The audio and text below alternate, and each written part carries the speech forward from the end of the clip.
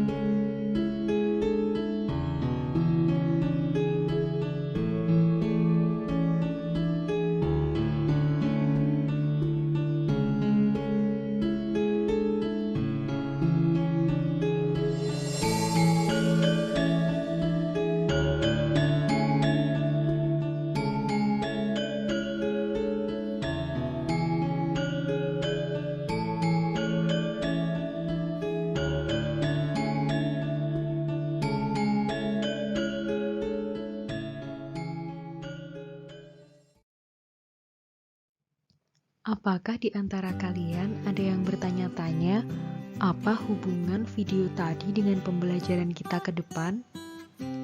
Ya, pasti tayangan dalam video tadi ada hubungannya dengan materi yang akan kita pelajari 1 semester ke depan. Apa saja materinya? Yang pertama, kita akan belajar tentang menggambar tumbuhan, hewan, dan alam benda. Dan yang kedua, kita akan belajar menggambar ragam hias.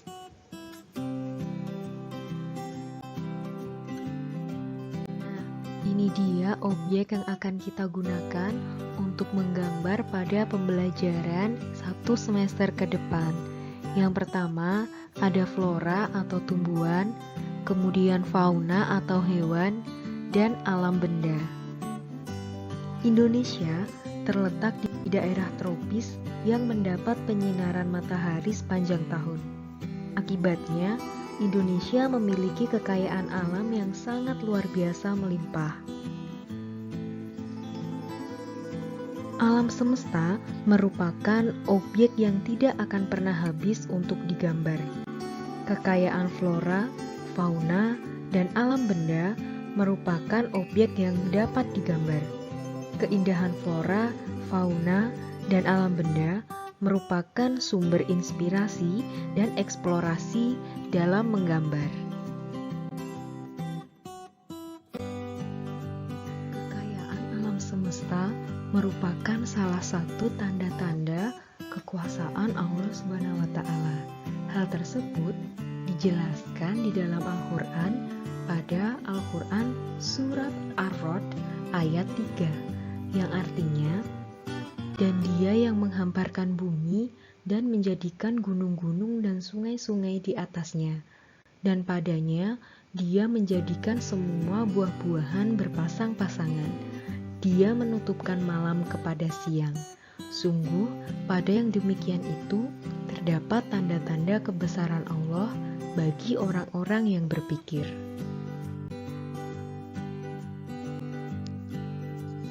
Keanekaragaman flora dan fauna Indonesia tentunya perlu kita syukuri dengan menjaga dan melestarikannya. Jika hal tersebut tidak kita lakukan, maka flora dan fauna tersebut akan terancam punah. Bangsa Indonesia tentu akan mengalami banyak kerugian, karena flora dan fauna tersebut memiliki fungsi dan peran masing-masing di alam. Tahukah kalian, ternyata Al-Quran telah memuat berbagai ayat tentang pentingnya pelestarian satwa dan menjaga keseimbangan ekosistem di bumi. Ayat-ayat yang memuat firman Allah Subhanahu wa Ta'ala tersebut menegaskan peran penting manusia sebagai khalifah di muka bumi untuk turut serta menyelamatkan dan melestarikan satwa-satwa termasuk satwa langka agar tidak punah. Hal ini jelas menunjukkan pentingnya melakukan perlindungan dan pelestarian terhadap hewan, baik hewan peliharaan ataupun hewan liar. Begitu juga dalam menjaga keseimbangan ekosistem di muka bumi.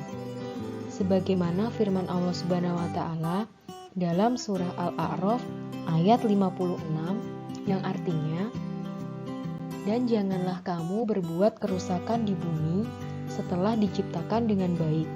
Berdoalah kepadanya dengan rasa takut dan penuh harap.